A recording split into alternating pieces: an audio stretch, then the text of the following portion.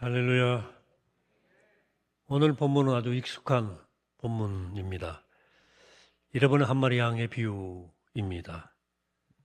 특별히 누가복음 15장은 잃어버린 양의 비유만이 아니라 잃어버림, 이름을 주제로 한 일련의 시리즈의 비유를 우리에게 연속적으로 소개하고 있습니다. 오늘 본문 1절로부터 7절까지는 잃었던 한 마리 양의 비유이고요. 그 다음에 8절부터 10절까지는 잃었던 드라크마, 잃었던 은전의 비유고, 그 다음에 11절부터 32절까지는 유명한 탕자의 비유가 등장합니다. 누가는 여기서 세 종류의 잃었던 것을 차례로 배열하고 있습니다. 양, 은전, 돈, 아들. 아마 당시에 중요하게 생각했던 순서를 따르고 있는지 모르겠다는 생각이 들 정도죠. 다른 복음서 중에서 어느 복음서도 이 세 비유를 함께 다루고 있지 않습니다. 잃었던 양의 비유만 마태복음 18장에 언급되어 있고요. 나머지 두 가지 비유는 어느 복음서에도 언급되지 않았습니다. 오직 누가복음만 이 세 가지 비유를 한 곳에 모아서 배치한 겁니다. 누가의 독특한 관점이 있죠. 이 세 비유는 한결같이 잃었다가 다시 찾은 기쁨을 그 중심에 놓고 있습니다. 그런데 오늘 본문은 예수님께서 이 비유를 말씀하시게 된 이유를 설명하는 것으로 시작합니다. 오늘 1절 이렇게 시작합니다. 모든 세리와 죄인들이 말씀을 들으러 가까이 나오니, 세리와 죄인들이 예수님 말씀을 들으려고 모여들었다는 거죠. 이 모습을 본 바리새인들과 율법학자들은 예수님의 행동을 못마땅하게 생각했습니다. 저 사람은 죄인들을 환영하고 저 사람과 함께 식사까지 하네, 이렇게 생각했어요. 우린 그 당시의 상황을 충분히 머릿속으로 그려볼 수 있겠습니다. 당시의 세리와 죄인들은 동격으로 다뤘던 이유는 그들의 사회적 위치가 똑같이 천하게 여겨졌기 때문입니다. 식민지 상황에서 세리는 일제강점기의 친일파처럼 친오마적이고 또 업무 성격상 개인 비리가 연루될 가능성이 많았기 때문에 사람들에게 경원의 조롱의 대상이었습니다. 여기 또 누가가 말하는 죄인은 사회적으로 파렴치한 행위를 한 사람일 수도 있지만 더 근본적으로는 율법을 어긴 사람을 뜻합니다. 그런데 이렇게 유대 공동체에서 별로 인정받지 못하는 세리와 죄인들이 예수님 말씀을 들으려고 꾸역꾸역 모여들었어요. 이 사실을 잘 묵상해 보셔야 됩니다.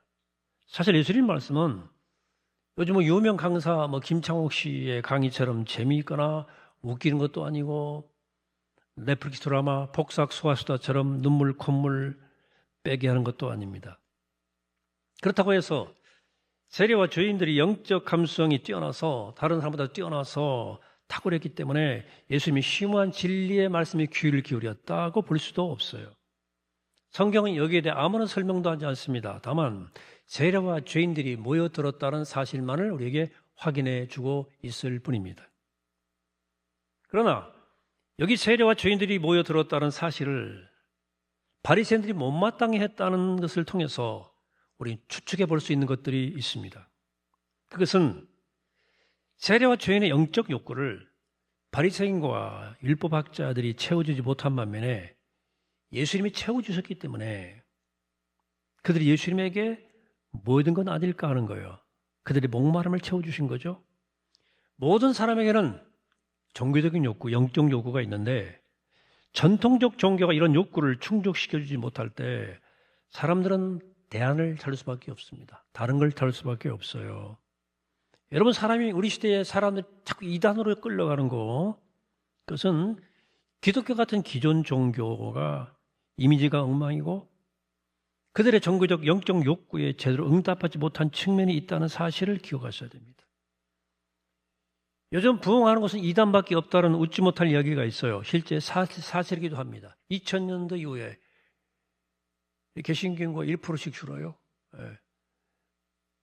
이단이 1%씩 늘고 있습니다.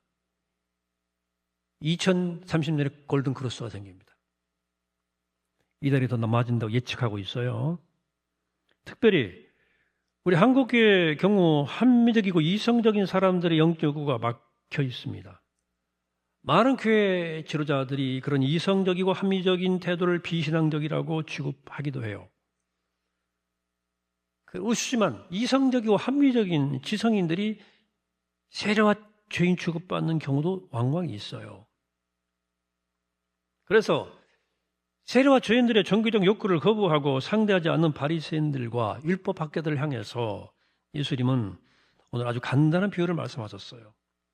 100마리 양을 가진 사람이 한 마리 양을 잃었다. 이 사람은 99마리를 들판에 그대로 둔 채 한 마리를 찾아 헤맸다. 결국 잃었던 한 마리 양을 찾은 이 사람은 기쁨에 들떠서 집에 돌아와서 친구들과 이웃을 불러 모아서 이 사실을 기쁨을 알렸다는 거죠. 이 비유의 의미를 예수님이 직접 이렇게 설명합니다. 7절에서 내가 너에게 이르노니 이와 같이 죄인 한 사람이 회개하면 하늘에서는 회개할 것이 없는 의인 99으로 말미암아 기뻐하는 것보다 더 하리라. 이 비유를 가끔 잘못 해석하는 경향이 좀 있습니다. 사실은 별로 합리적이지 못한 이 목자 행동을 그럴듯하게 신앙적인 것으로 미화하는 거죠. 여러분, 100마리 양을 키우는 사람이 한 마리를 찾기 위해서 99마리를 위험한 들판에 내버려 둔다는 것은 합리적이지는 않습니다. 만약 한 마리를 찾아서 헤매는 동안 나머지 양들이 손상을 입는다면 이 사람 목자로서의 책임을 완수하지 못한 거예요. 설령 예벌의 한 마리가 그렇게 중요하다 하더라도 일단 나머지 양들을 좀 다른 사람에게 맡기든지 아니면 안전한 우리에 좀 이렇게 좀 모아들인 다음에 행동에 나섰어야 합니다. 그런데 한 마리 양을 위해서 나머지를 위험에 처하게 내버려 둔 것은 바람직한 행동은 아니에요. 그런데 이 비합리적인 태도를 신앙적이라고 또는 하나님의 마음이라고 설명하는 이들이 간혹 있습니다. 완전히 잘못된 해석은 아니지만 자칫 비합리적인 태도를 신앙적인 태도로 여기게 할 수 있는 위험이 있습니다. 계속 그런 식 가르침을 받고 이것이 극단적으로 나가게 되면 나중에 무턱대고 있는 맹신이나 광신이 나오는 위험성이 있는 거예요. 사실 이 비유의 가르침은 정작 다른 데 핵심이 있습니다. 뒤에 나오는 두 비유에서도 확인이 되지만 잃었던 양의 비유에서도 중심 주제는 기쁨이에요. 특히 잃었던 것을 다시 찾게 됨으로써 얻게 되는 기쁨이라고요. 잃었던 드라크마, 잃었던 은재를 찾은 여자가 동네 사람들을 불러 모아서 같이 기뻐해달라 그러거든요. 또 집을 나간 둘째 아들 다시 찾은 아버지는 잔치를 베풀고 이 기쁜 날을 어찌 내가 가만히 즐기지 않겠느냐라고 말합니다. 오늘 본문 6절에서도 목자 이렇게 말합니다.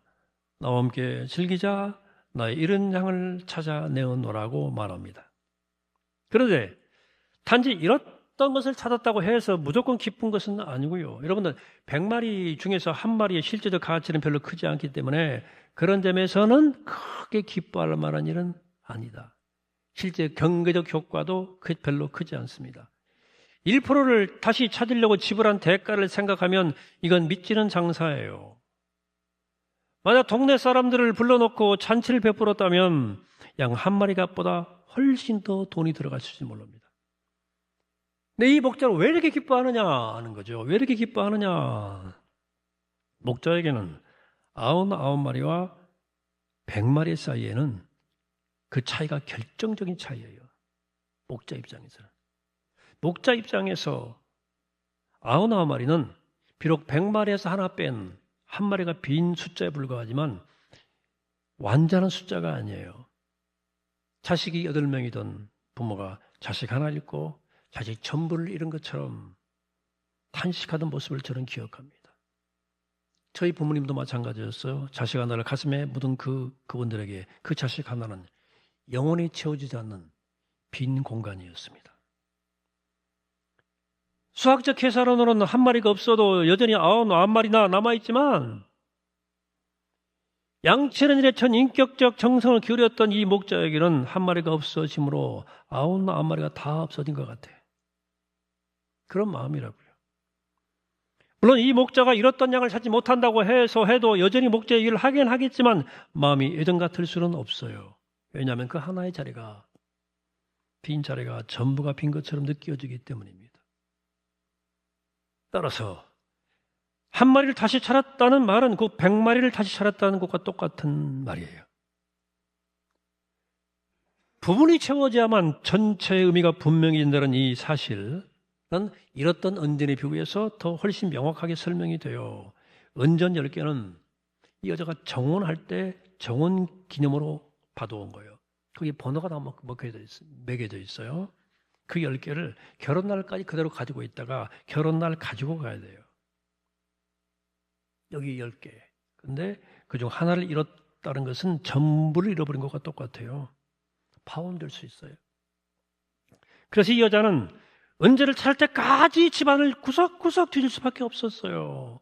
잃었던 은전 하나를 다시 찾은 그 여인의 기쁨을 상상할 수 있겠습니까? 이런 점에서 이런 장 비유에 등장한 목자 이 행위가 합력인가 하는 것은 여기서 별로 중요하지 않은 거예요. 그것보다도 자신이 맡은 일에 대한 이 목자의 열정과 그 중심을 우리는 주목해야 돼요. 과연 우리는 부분과 전체가 결코 분리될 수 없다는 이 유기적 관계를 맺고 있다는 사실, 그래서 이로써 훨씬 더 큰 생명 세계를 이룬다는 사실을 얼마나 진지하게 생각하시나요? 사랑하는 여러분, 이 세상에는 어느 것 하나 소홀하게 다루어질 것은 없습니다. 저 들판에 이름 없는 들풀도 꼭 거기 있어야만 됩니다. 그것이 거기 있어야만 이 세상의 다른 모든 생명체도 함께 있을 수 있는 거예요. 이게 창조의 신비이고 생명의 신비입니다. 물론 표면적으로는 좋게 보면 이 세상의 모든 것들이 별로 상관없이 존재하는 것처럼 보이지만 근본적으로 우리 모든 깊이 연결되어 있습니다. 전체가 하나로 움직이는 거예요. 사람과 사람의 딴섬이 아니에요. 전 수요일날 자세히 설명을 드렸어요. 수요예배 때. 자연과 인간도 흙에서 인간이 왔기 때문에 깊이 유기적으로 연결되어 있어요. 그래서 네가 아프면 사람은 내가 아픈 거예요. 네가 아픈데 내가 안 아프다. 비인간화된 거예요. 유기적 관계가 깨진 거예요. 그런 생명의 깊이를 외면하고 이 세상을 피상적으로 인식하고 살아가기 때문에 우리는 따로따로 살 수 있다고 착각하는 거예요. 그래, 지 혼자 잘난 것처럼 살아가는 거예요. 개인도 그렇고 국가도 그렇습니다. 주변과의 관계를 열을지 않고 단절시켜 놓고 마치 자아배증 환자처럼 살아가는 시대를 우리는 목격하고 있습니다. 더구나 오늘 교회에서 잃어버린 양 한 마리는 없어도 될 만한, 어쩌면 없어야 더 좋을 만한 대상이었다는 점을 기억하십시오. 당제의 부에 등장하는 둘째 아들의 인생은 실패한 인생을 대표합니다. 이걸 생각하면 여기서 잃어버린 한 마리 양도 그런 범주에 들어갈 수 있겠습니다. 목자의 말을 듣지 않고 자기 멋대로 혼자 마음대로 돌아다니다가 그러다가 걔를 잃어버렸으니까 못난돌이지, 그렇게 생각할 수 있죠.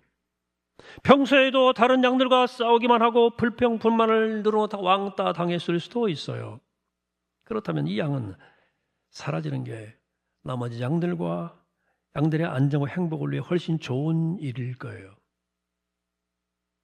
함께 있으면 무언가 꺼림칙하고 불편한, 그래서 사라져 주는 게 모두를 위해 좋은 것 같은 것들이 있지만 더 크게 보면 여전히 그것은 모두에게 꼭 필요한 것들입니다. 조금 더 극단적으로 말하면 본문의 세리와 죄인 같은 사람들이 있기 때문에 아름답게 빛나는 사람들이 존재할 수 있는 거 아니겠어요?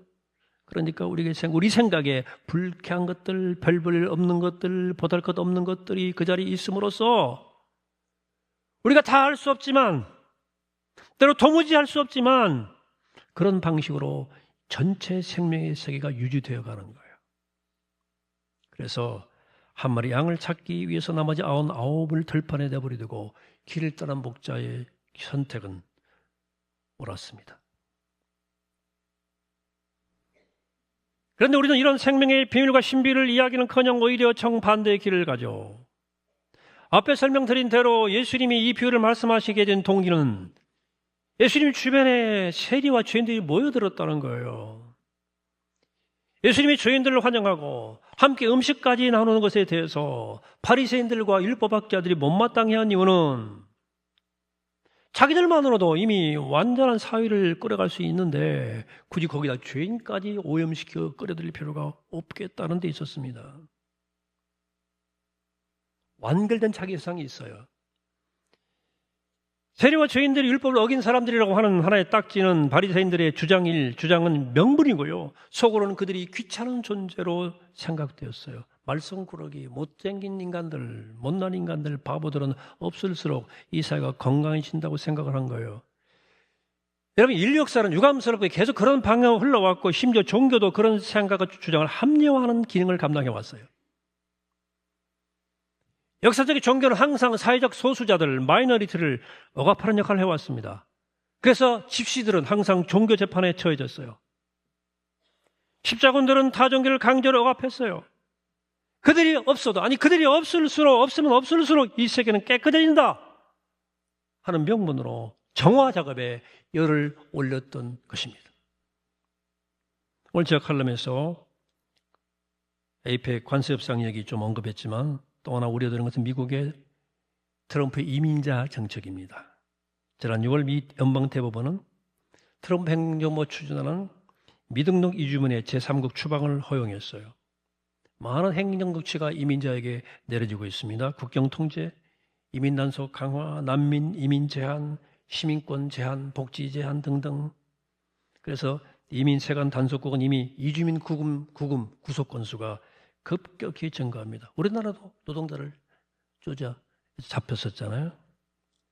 결국 그러니까 반이민 시위가 막 생길 수밖에 없고 또 이를 진압한다고 막 해병대를 동원하고 캘리포니아 주 방위군을 실전에 배치해가지고 내전하듯 지금 대응하고 있는 상황이죠. 쓸모없는 인간들을 청소해버리겠다는 거예요. 깨끗하게. 청소하겠다.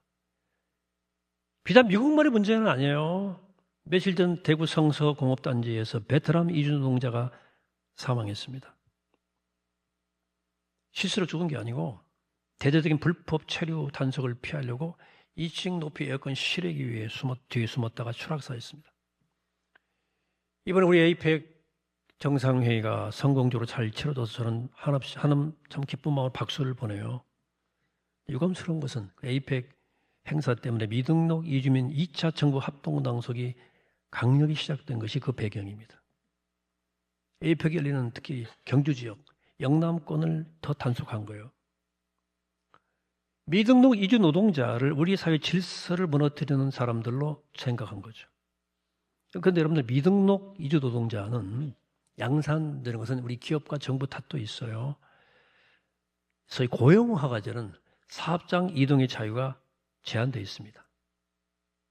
마음대로 옮길 수 없어요. 그래서 임금 체불이나 산재, 직장 내 괴롭힘 등으로 사업장을 바꾸려 해도 사업주가 동의 안 해주면 미등록 노동자가 돼요. 이주 노동자들을 그것도 사실 이것도 이제 그들을 위해서 받는 법이긴 한데 우리 마음대로 부려야 되니까 고용허가제를 줘서 미등록 이주 노동자가 양산되고 있는 겁니다. 체류 자격이 굉장히 복잡해서 정해진 일을 하지 않으면 불법이에요. 게다가 법적으로는 미등록 이주 노동자는 범죄자는 아니거든요. 불법 체류라고 명명하니까 범죄자 취급을 당하는 거예요. 그들은 그냥 체류기간이 초과된 사람들일 뿐이에요. 우리나라에 돈 벌러 온 사람들이에요. 자, 이런 생각은 사실 성경의 가르침에 반하는 거예요. 우리에게 불편한 사람들에게 높은 장벽을 두어서 여차하면 없애버리겠다는 생각, 이것이 우리의 사회 질서를 지키는 것이라는 생각, 우리의 기준으로 쓸모없는 사람과 쓸모 있는 사람들을 분류하는 것은 모두 다 성경의 가르침을 명백히 부정하는 겁니다. 인간이 생존하기 위해서는 우리 몸속에 일정한 박테리아가 살아있어야 하는 것처럼 이 세상이 온전하게 유지되려면 법 밖에 존재하는 사람들도 존재할 수밖에 없는 거예요. 오해하지 마세요. 제가 불법을 옹호하겠다는 것이 아니고 모든 걸 무조건적으로 허용하자는 얘기 절대 아닙니다. 우리가 가능한 한 불법과 무질서를 제거하도록 노력해야 되지만 때로 그런 것까지도 보도 안 하려는 태도가 훨씬 더 복음적인 태도다. 하는 걸 제가 강조하고 싶을 뿐입니다. 우리는 이주민들이나 노숙자나 낯선 사람들과 관계없이 살아가기를 바라요. 부도덕한 행위를 하는 사람들은 하루빨리 사라져 주었으면 하는 바람도 있어요. 도시 미관을 해친다는 이유로 노점상을 강제로 철거하는 것도 마찬가지예요. 이런 모든 것들이 우리 생각이 얼마나 자기 중심적이 되어가고 있는가를 잘 말해주고 있습니다. 내게 불편한 상대방은 없어져야 내가 편하겠다는 생각은, 이런 생각이 진리로 자리 잡는 시대는 결국 생명을 파괴하는 길로 나갈 수밖에 없습니다. 다 죽는 길로 가는 거예요. 끝으로 저는 오늘 이 표를 개인의 영성의 문제와 연결해서 또 묵상하고 싶습니다. 한 대목은 한 마리 잃은 양을 다시 찾는 목자의 기쁨은 사소해 보이는 일부를 통해서 전체가 완성되었다는 데 있습니다. 사소해 보이는. 전체 생명이 풍성해지기 위해서는 하나의 요소가 결정적으로 중요하다는 말입니다. 이처럼 아주 사소한 것 같지만 우리의 삶이 완성되기 위해서 결정적으로 필요한 것들이 무엇일까? 여러분, 내 삶이 완성되기 위해서 결정적으로 필요한 것은 뭘까요? 아니, 내 일상생활에서 하나의 잃은 양은 무엇일까? 저는 말씀과 기도가 아닐까 생각합니다. 우리 영성생활이 아닐까 생각하는 거죠. 정말 말씀과 기도와 말씀이 우리 삶의 뒷전으로 밀려 있는 것 아닌가? 잃어버린 것 아닌가? 제 경험도 교회가 갈수록 다른 일로 분주해서 도무지 양육할 시간이 안 나요. 배구 훈련할 일을 소홀히 생각하는 경향이 점점 강해지고 있습니다. 그리고 평일에 시간을 바꿀까 지금 생각 중인데요. 주일에도 교회를 떠나기에 바쁜 사람들을 평일에 오게 할 수 있을까? 제 새해를 앞둔 굉장한 깊은 고민이에요. 사람들은 대개 99의 숫자에만, 부피에만 관심을 가지고 살아가요. 나의 재산, 나의 지위, 나의 삶의 즐거움, 삶의 부피만을 생각해요. 그리고 그 하나는 있어도 그만, 없어도 그만이에요. 있으면 좋고 없으면 그만이에요. 그 하나가 바로 말씀과 기도가 되고 있습니다. 명백합니다. 그러나 그것은 우리 삶을 완성시키는데 결정적으로 중요한 거예요. 그러니까 하나가 간과되는 이유는 우선 그런 영적 세계가 있는지 없는지에 대한 인식이 사라지는 데 있습니다. 이 표에서 목자의 뛰어난 점은 양 한 마리가 모자란다는 사실을 인식했다는 것입니다. 여러분, 상식적으로 생각하면 100마리 중에 한 마리 빠졌다고 해서 잘 표시가 안 나기 때문에 웬만한 사람들은 그 사실을 알 수가 없습니다. 중요한 게 빠졌는데도. 근데 목자는 그것을 알아챘고 바로 찾아 나섰습니다.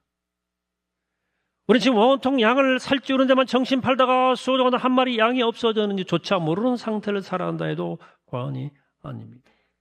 내 신앙생활에서 내 삶의 가장 중요한 것을 잃어버리고도 내가 무엇을 잃어버렸는지를 모릅니다. 우리 시대는 사회적으로도 이 작은 하나에 대한 관심을 잃어버렸어요. 이제 전체 집값을 좀 떨어뜨려서 젊은이들이 좀 더 쉽게 집을 가지게 하려는 정책은 들어갈 틈이 없어요. 어떤 정책도 내 집값, 내 땅값 떨어지면 나쁜 정책입니다. 우리 사회는 이해관계가 다 충돌이 촘촘히 엮여져서 빈부양극화 현상을 극복할 길이 없습니다. 저는 이제 삶이 무엇인지에 대한 성찰을 근본적으로 막아버리는 경제 성장이 무슨 의미가 있을지 목사는 저는 잘 모르겠습니다. 예수님 이후의 결론, 아까 말씀드려 다시 한번 읽어볼까요? 같이 합독해 봅시다. 15장 7절 시작. 내가 너희에게 이르노니 이와 같이 죄인 한 사람이면 하늘에서는 회개할 것 없는 의인 99으로 말미암아 기뻐하는 것보다 더하리라. 아멘. 아멘.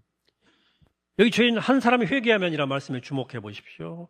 죄인은 죄가 자기를 파괴하는 것을 방치하는 사람이에요.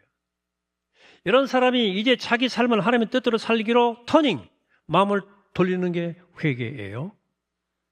근데 오늘 보면은 이 한 사람의 회개가 회개할 것이 없는 99보다 더 기쁜 일이라고 선포합니다. 회개할 것이 없는 99이란 말도 주목하셔야 됩니다. 엄밀히 말하면 회개할 것이 없는 사람은 아예 돌아설 가능성이 없다는 점에서 구원의 길이 막혀 있는 사람이에요.